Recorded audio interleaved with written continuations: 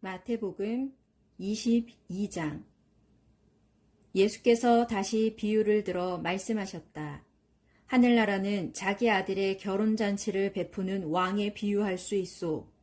왕은 신하들을 보내어 초대한 사람들을 모셔오라고 했소. 하지만 그들은 모두 오려고 하지 않았소. 왕은 다시금 다른 신하들을 보내어 황소와 살찐 송아지를 잡아 음식을 아주 푸짐하게 준비해 놓았으니 어서들 잔치에 오시오 하고 전하게 했소. 그러나 초대받은 손님들은 신하들의 말을 들은 척도 하지 않았소. 어떤 사람은 밭에 일하러 가고 어떤 사람은 장사하러 갔소.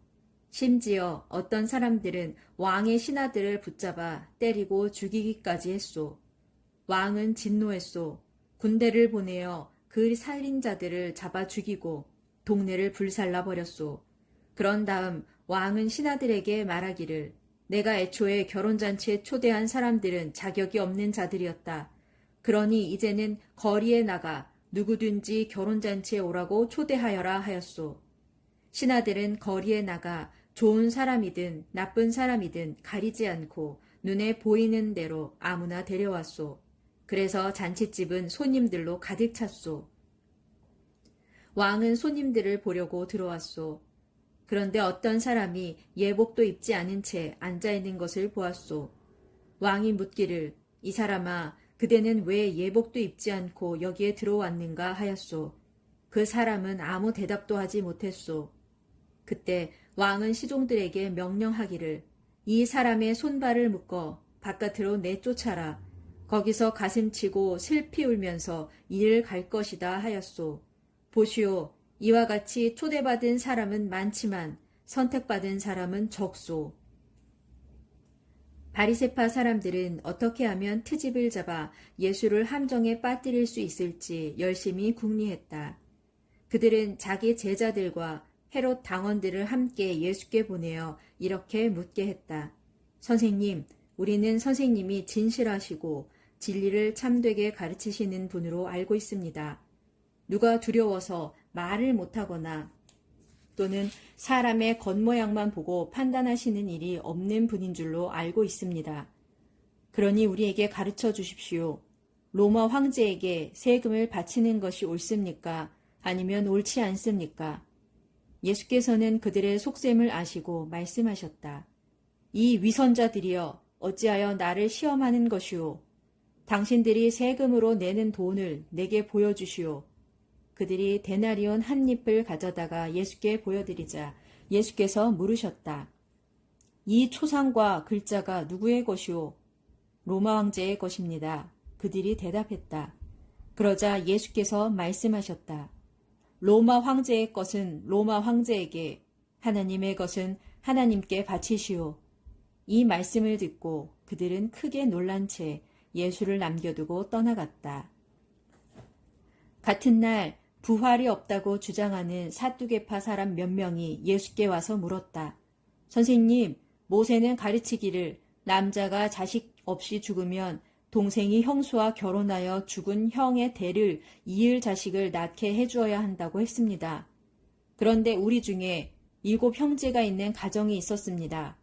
형제들 중 첫째가 결혼해 살다가 죽었는데 아들이 없었습니다. 그래서 둘째가 형수와 결혼했습니다. 그런데 둘째도 아들 없이 그냥 죽었고 이런 일이 되풀이되어 그 여자는 7 형제 모두와 결혼하게 되었습니다. 그런 후 그 여자도 결국 죽었습니다.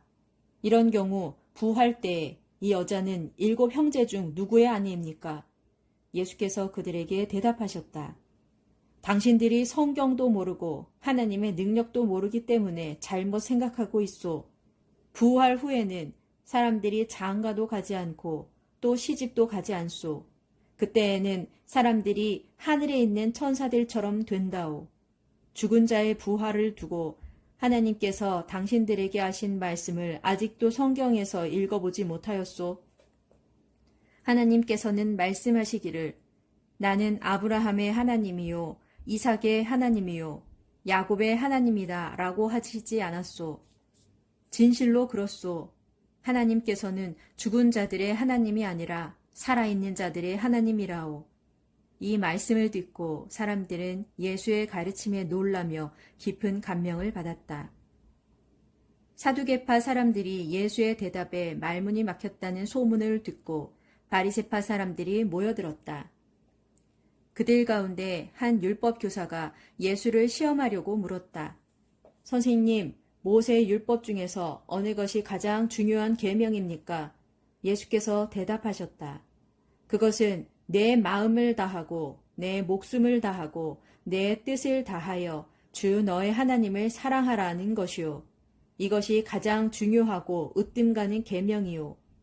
둘째 가는 계명도 이와 같은 종류의 것인데 곧 내 이웃을 내 몸과 같이 사랑하라 하는 것이요. 모든 율법과 예언자들의 가르침은 이 두 계명으로 요약될 수 있소. 바리새파 사람들이 모여 있을 때 예수께서 그들에게 물으셨다. 당신들은 그리스도를 어떻게 생각하시오? 그리스도는 누구의 자손이요? 그들은 대답했다.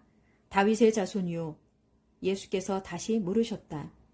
그렇다면 다윗이 성령의 감동을 받아 그리스도를 주라고 부른 것은 어찌된 일이요? 다윗은 친히 말하기를 주님께서 나의 주께 이르신 말씀이라 이르시기를 여기 내 오른쪽에 앉아라. 내가 내 원수들을 내 발 아래 굴복시킬 때까지 여기 앉아 있어라 하였소. 보시오, 이처럼 다윗이 그리스도를 나의 주라고 불렀는데 어떻게 그리스도가 다윗의 자손이 된단 말이오. 그러자 그들은 아무 대답도 하지 못했다. 그리고 그 후부터는 아무도 예수께 감히 묻는 사람이 없었다.